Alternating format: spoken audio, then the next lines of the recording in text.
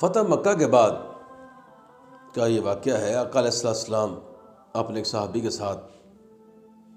باہر کسی مکان کے ساتھ ٹیک لگا کے آپ کھڑے تھے اور اپنے صحابی سے بات فرما رہے تھے۔ وہ جو مکان تھا وہ مکان ایک عورت کا تھا، وہ عورت غیر مسلم تھی۔ جب اس نے اندر سے یہ آواز سنی کہ مسلمانوں کے نبی صلی اللہ علیہ وسلم اپنے صحابی سے بات کر رہے ہیں، اس نے نعوذ باللہ اس کے ذہن میں آیا کہ میں ان کی گفتگو نہیں سننا چاہتی، ان کی آواز کو میرے کانوں میں ان کی آواز نہ پڑے، اللہ معاف کرے۔ اس نے یہ نیت سے دروازہ بند کر دیا، کھڑکیاں بند کر دیں، دروازہ بند کیا، کھڑکیاں بند کر دیں اور اندر چلی گئی۔ آقا علیہ السلام چونکہ اس مکان کے ساتھ ٹیک لگا کے کھڑے تھے اور اپنے صحابی سے بات فرما رہے تھے، اتنے میں حضرت جبریل علیہ السلام اللہ کا پیغام لے کے آئے۔ حضرت جبریل علیہ السلام فرماتے ہیں اللہ تعالیٰ سلام بھیجتا ہے، سلام کہتا ہے، اور اللہ نے فرمایا ہے کہ میرے پیارے محبوب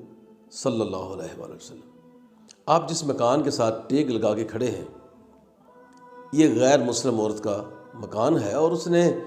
آپ کو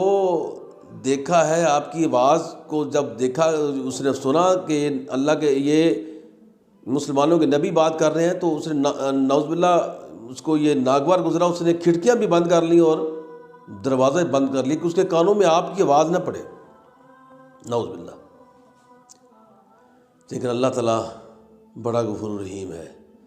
اس نے کہا جبریل جاؤ، میرے محبوب کے کمر مبارک، میرے محبوب نے ٹیک لگائی ہے اس مکان کے ساتھ، اور میں نہیں چاہتا کہ جس مکان کے ساتھ میرے محبوب نے ٹیک لگا دی ہے وہاں وہ کھڑے ہیں، تو وہ جو اس کے اندر رہ رہے ہیں وہ جہنم میں جائیں۔ میرے نبی کو پیغام دے دو کہ اس نے دروازہ بند کر لیا ہے، لیکن ہم نے اس کے اندر کے دروازے کو کھول دیا ہے، اس کے اندر ہم نے اپنی روشنی ڈال دی ہے، اب یہ آپ کی آگے مشرب اسلام ہوگی، ہم نے اس کے اندر کی دنیا کو آباد کر دیا ہے،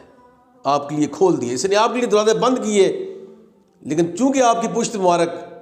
دیوار کے ساتھ لگی ہوئی تھی، اور اللہ چاہتا ہے کہ میں نہیں چاہتا کہ اس میں رہنے والے لوگ جہنم میں جائیں، تو سرکار یہ ابھی عورت آئے گی، یہ ابھی بات مکمل ہوئی جبریل علیہ السلام کی جو وحی لے کے آئے، تھوڑی دیر بعد وہ عورت باہر آئی اور اس نے آپ صلی اللہ علیہ وسلم کو دیکھا اور آپ کے قدموں میں گر گئی، اور اس نے کہا کہ آپ اللہ تعالیٰ کے سچے نبی ہیں، آپ غفور رحیم ہیں، ارحم الراحمین نے آپ کو رحمت بنا کے بھیجا ہے، سبحان اللہ، آپ تو دلوں کو صاف کرنے کے لیے آئے ہیں، دلوں سے زنگ دور کرنے کے لیے آئے ہیں۔ میں پڑھتی ہوں اشہد ان لا الہ الا اللہ واشہد ان محمد عبدہ ورسولہ، وہ کلمہ پڑھ کے مسلمان ہوئی، اور اس نے آقا علیہ السلام پر اس طرح ایمان لے کے آئے۔